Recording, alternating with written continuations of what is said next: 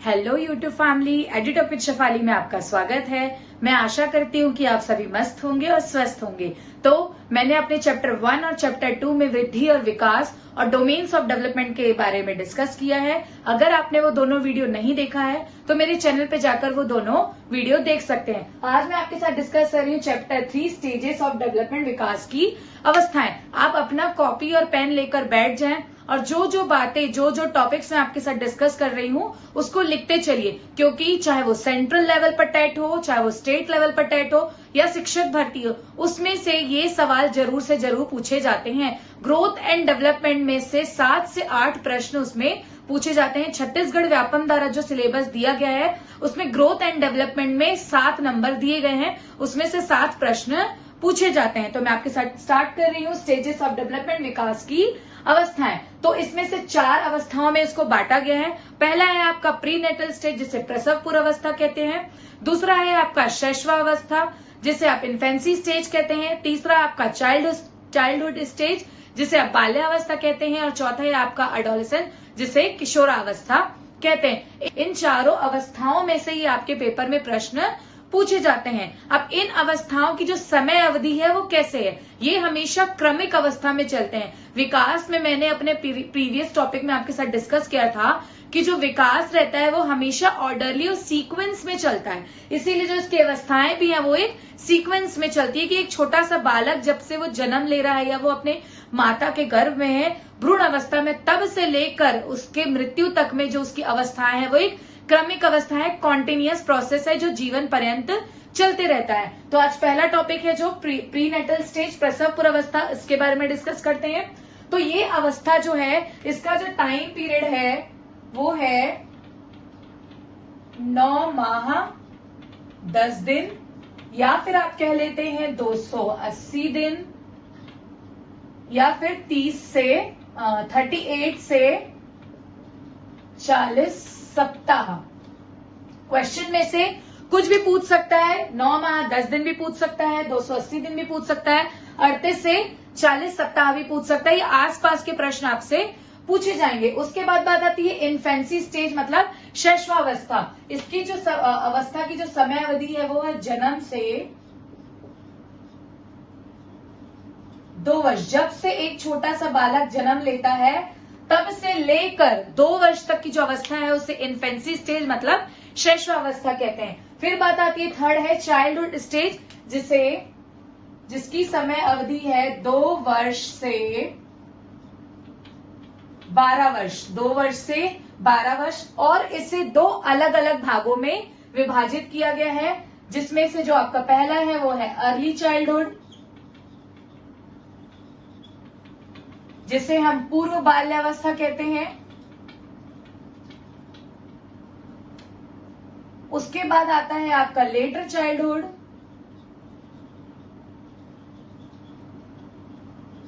जिसे हम उत्तर बाल्यावस्था कहते हैं।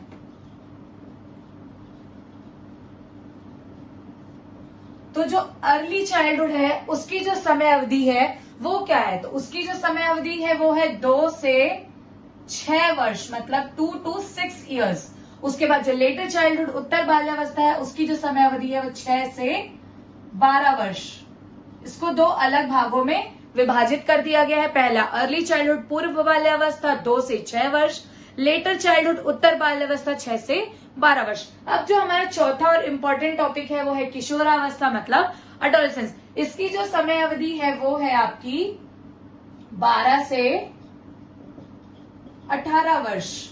और जो WHO वर्ल्ड हेल्थ ऑर्गेनाइजेशन है उसके द्वारा इसकी जो समय अवधि है वो 10 से 19 वर्ष दी गई है। तो ये जो चारों स्टेजेस हैं वो फिर चाहे आपका प्रीनेटल स्टेज हो, इन्फेंसी हो, चाइल्डहुड हो और आपका एडोलेसेंस हो, इन चारों में से ही आपसे प्रश्न पूछे जाते हैं। ठीक है, अब मैं आपके साथ डिस्कस कर रही हूँ पहला टॉपिक प्रीनेटल स्टेज, प्रसव पूर्व अवस्था, जिसकी समय अवधि मैंने आपके साथ डिस्कस कर ली 9 माह 10 दिन, 38 से 40 सप्ताह या फिर 280 दिन। इस अवस्था को 3 चरणों में दर्शाया गया है जो भ्रूण के विकास को दर्शाती है। तो प्रसव पूर्व अवस्था किसे कहा जाता है? प्रसव पूर्व अवस्था जब से एक बालक या बच्चा माँ के गर्भ में आता है तब से लेके जन्म तक की जो अवस्था होती है, जो उसका विकास होता है, उसे प्रसव पूर्व स्टेज या प्रसव पूर्व अवस्था कहते हैं। ठीक है, आपको मैं एक पिक्चर शो कर रही हूँ। उस पिक्चर में आपको 3 अवस्थाएं दिखाई दे रही है। उसमें आपका पहला है जायगोट, उसके बाद है आपका एम्ब्रियो, उसके बाद तीसरा है आपका फीटस। ये तीनों अवस्थाएं उसमें आपको दिखाई दे रही है, उसको आप ध्यान से देखेंगे। ठीक है, तो मैंने आपके साथ डिस्कस किया, पहला आपका हो गया जायगोट, दूसरा हो गया एम्ब्रियो, तीसरा हो गया आपका फीटस। जायगोट मतलब निषेचन अवस्था, जब एक भ्रूण माँ के गर्भ में आ जाता है, उसके बाद जो अवस्था होती है निषेचन या फिर युग्मनज अवस्था कहते हैं। गर्भाधान के बाद पहले 2 सप्ताह, गर्भाधान जब आ जाता है भ्रूण माँ के गर्भ में, तब से लेके 15 दिन की जो अवस्था है उसे हम क्या कहते हैं, जायगोट। सबसे इंपॉर्टेंट चीज है, अगर जो हिंदी मीडियम वाले बच्चे हैं उन्हें इंग्लिश के टर्म्स को भी याद रखना है, क्योंकि जो इंग्लिश में लिखा हुआ है जायगोट, वो एज इट इज हिंदी में भी वही टर्म यूज कर लिया जाता है। तो आपको इंग्लिश और हिंदी दोनों में इस टर्म के बारे में पता होना चाहिए। जायगोट मतलब निषेचन युग्मनज अवस्था, जिसे गर्भाधान के बाद पहले 2 सप्ताह मतलब 15 डेज माना गया है। दूसरा है आपका एम्ब्रियो, जिसे आपका भ्रूण अवस्था या भ्रूणीय अवस्था भी कह सकते हैं। हिंदी में अलग अलग नामों से जाना जाता है इसे। वो गर्भाधान से 8 सप्ताह माना गया है इसे। जब गर्भाधान हो जाता है तब से लेके 8 सप्ताह माना गया है, जिसे 2 मंथ्स भी लिखा हुआ आपसे पूछा जा सकता है। तीसरा है आपका फीटस मतलब गर्भस्थ अवस्था, 9 सप्ताह से जन्म तक या 38 से 40 हफ्ते, या तो आपके 9 सप्ताह और 10 दिन दर्शाया जा सकता है, या 38 से 40 दिन। ये जो तीनों चरण है ये बहुत इंपॉर्टेंट है। ये आपके सीजी टेट एग्जाम में हर बार ये क्वेश्चन इसमें से जरूर पूछा जाता है। अब मैं आपके साथ नेक्स्ट टॉपिक डिस्कस करूंगी, इन्फेंसी स्टेज।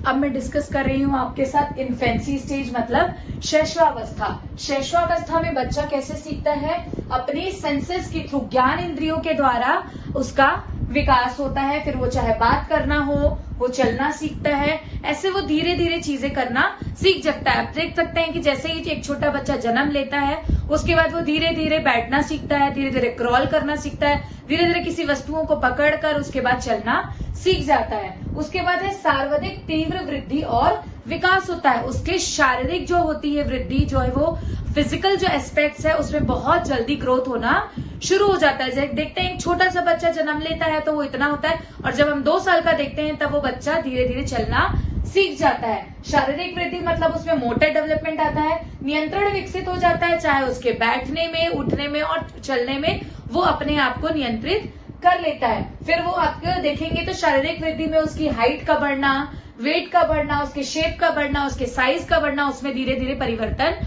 होता चला जाता है। ये जो वृद्धि होती है, उसकी शारीरिक वृद्धि होती है, बहुत ज्यादा तेजी से होती है।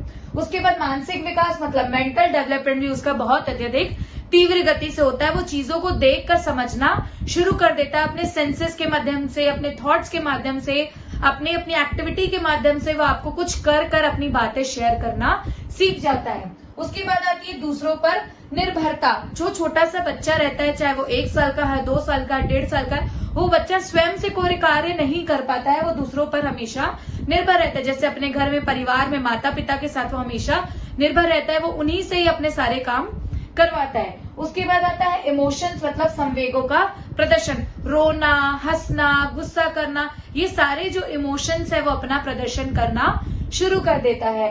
फिर है भाषा विकास की शुरुआत। इसमें जो बच्चों की भाषा विकास की शुरुआत हो जाती है। हर बच्चा एक जैसा नहीं होता है, किसी बच्चे में एक वर्ड बोलने की शुरुआत होती है, किसी में धीरे धीरे करके आप देखेंगे बच्चा धीरे धीरे 1 वर्ड का इस्तेमाल करता है, फिर 2 शब्द का इस्तेमाल करता है, धीरे धीरे वो सेंटेंस फॉर्मेशन करना सीख जाता है। लेकिन ये धीरे धीरे होता है। हर बच्चों की जो अवस्था रहती है वो अलग अलग रहती है। कोई बच्चा 10 महीने में, 11 महीने में भी थोड़ी बाबा, पापा, मामा, ये सारे वर्ड्स शुरुआत कर देता है, बैबलिंग करना शुरू कर देता है। लेकिन किसी बच्चे को धीरे धीरे इस बातों को करने में थोड़ा सा समय लग जाता है। ये इंडिविजुअल डिफरेंसेस है कि हर बच्चे की जो अवस्था होती है वो अलग अलग होती है, हर बच्चा एक जैसा नहीं होता है। उसके बाद आती है पुनरावृत्ति मतलब रिपीटेशन। आप उससे सवाल पूछेंगे आप कहाँ जा रहे हो, तो वो आपसे रिपीट करके पूछेगा आप कहाँ जा रहे हो।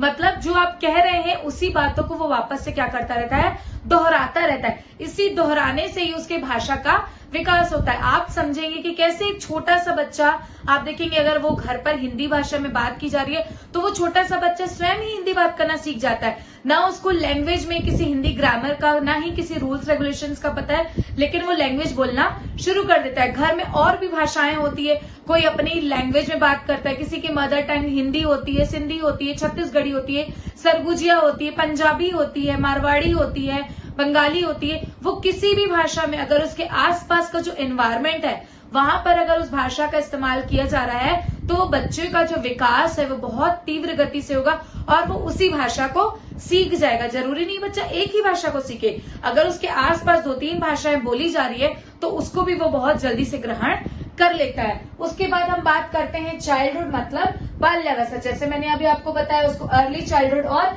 लेटर चाइल्डहुड में बांटा गया है। पूर्व बाल्यावस्था और उत्तर बाल्यावस्था। पूर्व बाल्यावस्था की जो समय अवधि है वो 2 से 6 वर्ष है और आपकी उत्तर बाल्यावस्था की समय अवधि 6 से 12 वर्ष है। तो 2 से जो 6 वर्ष है जो अर्ली चाइल्डहुड है उसका हम डिस्कस करते हैं। इसे हम टॉय एज कहते हैं, मतलब खिलौना अवस्था। जो छोटा बच्चा है वो अपने खिलौने से खेलना शुरू कर देता है। 2 साल तक का बच्चे को तो अभी इतना ज्यादा समझ भी नहीं, तो उसके सामने बहुत सारे खिलौने होते हैं लेकिन उसको प्रॉपर वो खेल नहीं पाता है। तो जो एक्चुअल में एग्जाम में जो क्वेश्चन पूछा जाता है कि खिलौना अवस्था या टॉय एज किसे कहा जाता है, तो वो उसे अर्ली चाइल्डहुड मतलब पूर्व बाल्यावस्था को कहा जाता है। फिर स्कूल एज मतलब जो छोटा बच्चा रहता है वो प्री स्कूल में, नर्सरी में चला गया या प्ले में हो गया, एलकेजी में, यूकेजी में, वो सारे स्कूल्स में वो जाता है। सेल्फ सेंटर्ड मतलब वो क्या होता है, अहम केंद्रित, मतलब वो अपने आप को ही सेंटर में रखता है। वो सोचता है मैं जो बोल रहा हूँ वही सारी चीजें सही है, वो अपने आप को सेंटर में रखता है और बाकी चीजों को वो सब कुछ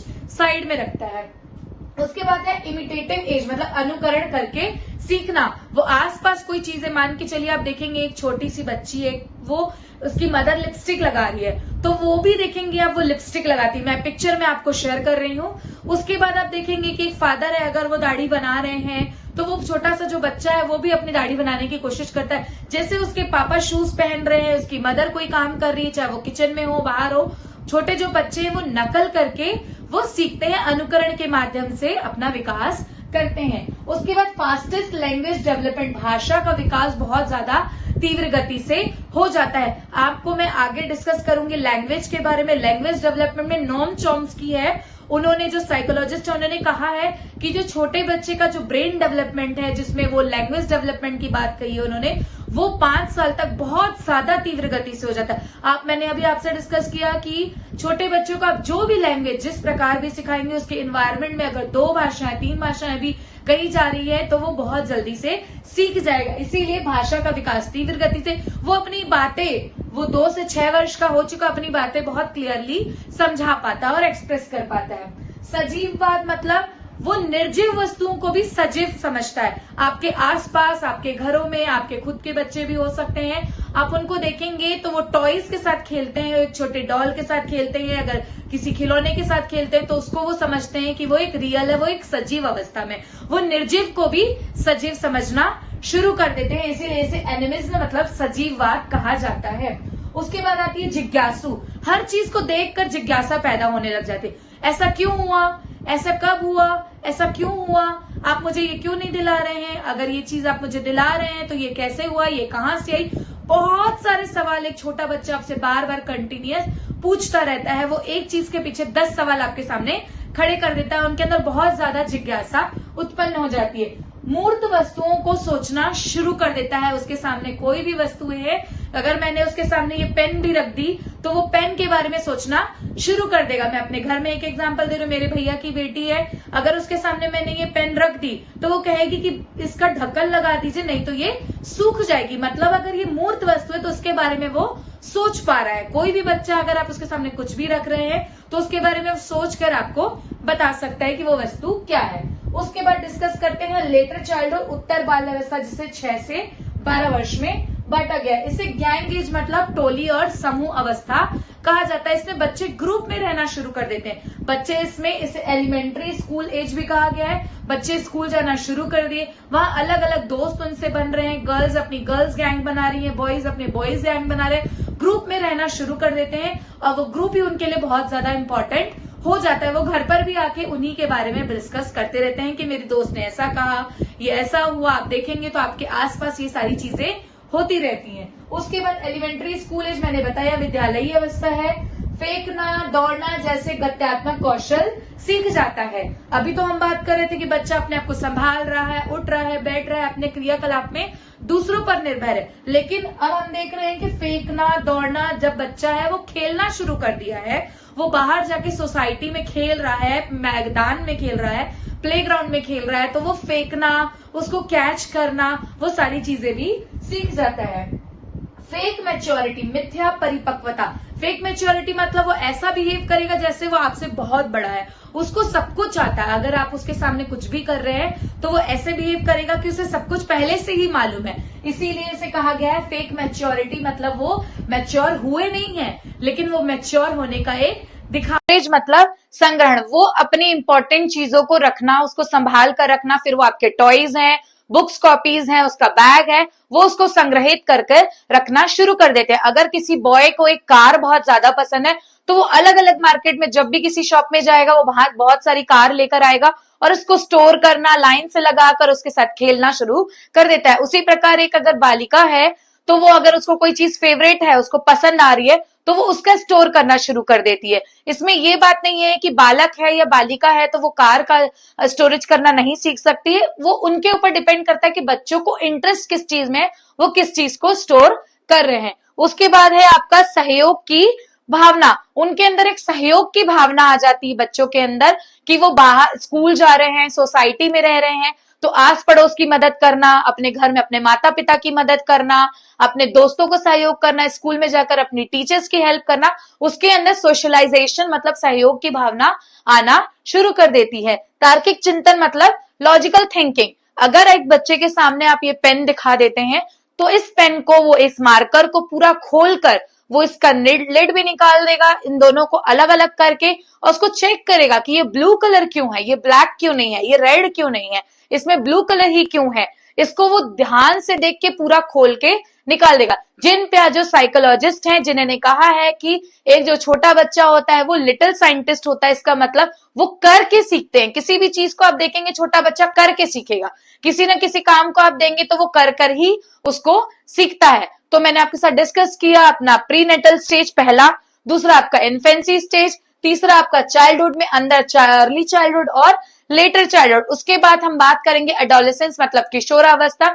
ये मैं आपको नेक्स्ट वीडियो में डिस्कस करूंगी क्योंकि एडोलेसेंस बहुत ज्यादा लंबा टॉपिक है और बहुत इंपॉर्टेंट टॉपिक है जिसमें भर भर के सवाल पूछे जाते हैं। होप आप ये सारे वीडियोस की नोट्स बना रहे होंगे क्योंकि जो एक एक पॉइंट्स है वो बहुत ज्यादा इंपॉर्टेंट है जो एग्जाम में पूछे जाते हैं। तो जब ये टॉपिक वृद्धि और विकास कंप्लीट हो जाएगा उसके बाद मैं आपके साथ प्रीवियस ईयर के क्वेश्चंस डिस्कस करूंगी कि कौन कौन से सवाल किस प्रकार पूछे जाते हैं और जो चार जो उसमें ऑप्शंस होते हैं उसको कैसे एलिमिनेट किया जाता है। तो अगर आपको मेरी वीडियो पसंद आई होगी तो मेरी वीडियो को लाइक करिए, मेरे चैनल को सब्सक्राइब करिए।